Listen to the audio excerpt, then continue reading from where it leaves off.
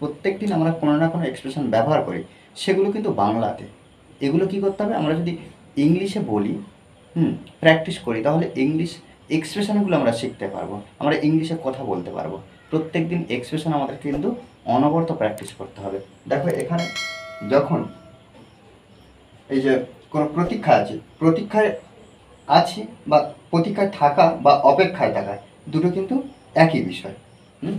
দেখো আমি এখানে আর স্ট্রাকচার আলাদাভাবে লিখবো না, একটা বাক্য ট্রান্সলেট করবো, তারপর প্রত্যেকটা বাক্য একইভাবে করতে পারবো। আর এই কাজের শেষে, অর্থাৎ এই ক্লাসের শেষে আমি একটা বাক্য এক্সট্রা দেবো, অবশ্যই আমাকে কমেন্ট বক্সে জানাবে। কেন? কারণ আমাদেরকেও প্র্যাকটিস করতে হবে। দেখো, তোমার সাথে দেখা করার প্রতীক্ষায় আছি, তাহলে এখানে আমরা লিখতে পারি যে এই যে প্রতীক্ষায় থাকা, কে? তোমার সাথে দেখা করার প্রতীক্ষায় আছি, অর্থাৎ সাবজেক্টকে আছি বলছে, কিন্তু তোমার জন্য, তোমার অপেক্ষায়, তোমার প্রতীক্ষায়। আমি আইটা উজ্জ্ব আছে, ইংলিশের ক্ষেত্রে আমরা কিন্তু আইটা লিখেছি, তাই আই অ্যাম লুকিং ফরওয়ার্ড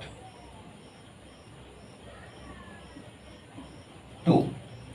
দেখো I am looking forward to, আমি প্রতীক্ষায় আছি বা আমি অপেক্ষায় আছি কি করার জন্য?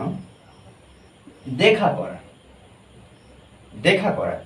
এরপরে আমরা একটু বসানোর পরে যে ক্রিয়াটা দেখা করা, দেখা করা, এই যে বা সাক্ষাৎ করা, এই ভার্বটা আমরা V4-এ লিখবো, অর্থাৎ V1 প্লাস আইএনজি, মানে আইএনজি ফর্ম।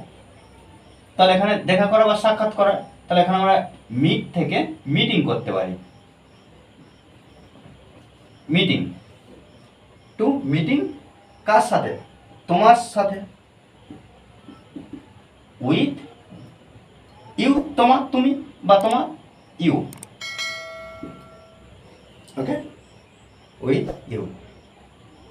আমি বাড়ি যাওয়ার প্রতীক্ষায় আছি, তাহলে আমরা লিখতে পারি আই অ্যাম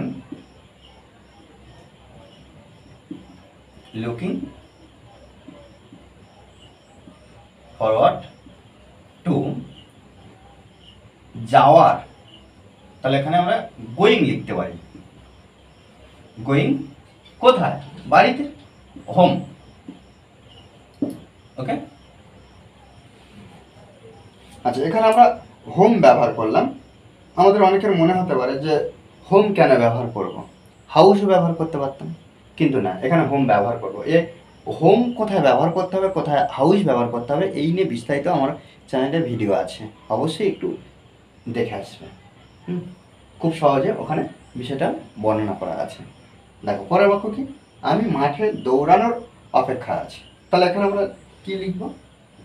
একইভাবে I am looking forward to, I am looking forward two.